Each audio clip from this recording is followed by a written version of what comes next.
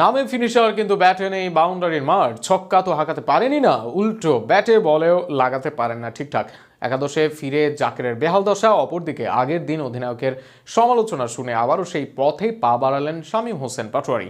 জাকের শামীমের হাত থেকে তাই মুক্তি চাচ্ছেন দর্শকরা। বিকল্প ভাবনায় মোসাদ্দেক সাব্বিররা আসবেন কি এই দুজন বাংলাদেশ দলে? সেসব আলোচনা নিয়ে বিস্তারিত থাকছে প্রতিবেদনে। আগের ম্যাচে অধিনায়ক লিটন দাস বিরক্ত হয়েই নাম নিয়েছিলেন শামীম হোসেনের। অধিনায়কের বিরক্ত হওয়া নিয়ে ছিল আলোচনা সমালোচনা, তবে ভাবা হচ্ছিল সবকিছু ব্যাট হাতে জবাব দিবেন এই তারকা, কিন্তু অধিনায়কের মন্তব্যকেই যেন উস্কে দিলেন শামীম।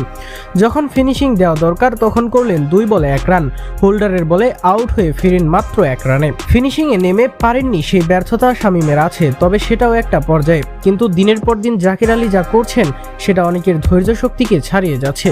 মিডল অর্ডারে মাঠে নামেন নিয়মিত, নেমে স্পিনের বিপক্ষে করেন ভয়াবহ স্ট্রাগল। এরপর দলের রান রেট বাড়িয়ে আউট হয়ে যান, দলের কলাপসের কারণ হন তিনি। ভাবা হচ্ছিল এশিয়া কাপে শক্তিশালী স্পিনে কিছুটা দুর্বল জাকের, তবে ওয়েন্ডিজের স্পিনেও জবাব নেই জাকিরের। এর বাইরে আগে লেগ সাইডে তাও খেলতে পারতেন, এখন যেন শট খেলাই ভুলে গিয়েছেন এই ব্যাটার।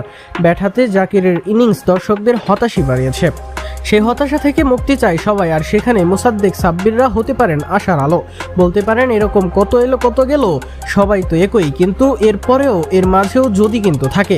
সাব্বির মোসাদ্দেক আন্তর্জাতিক মঞ্চে রান করেছেন, আবার ফ্লপও গিয়েছেন, কিন্তু স্বভাব ব্যতিক্রমী ব্যাটিং করেননি তারা। এখনও সাব্বির রহমান বড় শট খেলতে পারেন, আগ্রাসী ক্রিকেট খেলতে পারেন। মিডল অর্ডারে স্পিন সামলাতে হিমশিম খায় বাংলাদেশ দল, সেখানে এই কাজে দক্ষ 2 জনের নাম মোসাদ্দেক সাব্বিররা।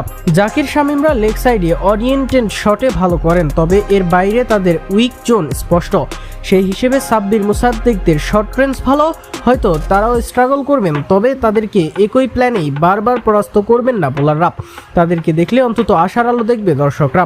সবকিছু মিলিয়ে এই বিশ্বকাপের আগে বাংলাদেশের ভাবনার এটাই সময়, নতুবা টানা ব্যর্থ হওয়া এরকম খেলোয়াড়দের নিয়ে যদি বিশ্বকাপে যায় বাংলাদেশ, তবে আগামী বড় মঞ্চেও বাংলাদেশের প্রাপ্তিটা বড় হবে না। অন্তত ফর্মে থাকা টি-20 ফরম্যাটে সিরিজ হারার পর জাকের শামীমদের নিয়ে নতুন করেই ভাবতে হবে টাইগারদের।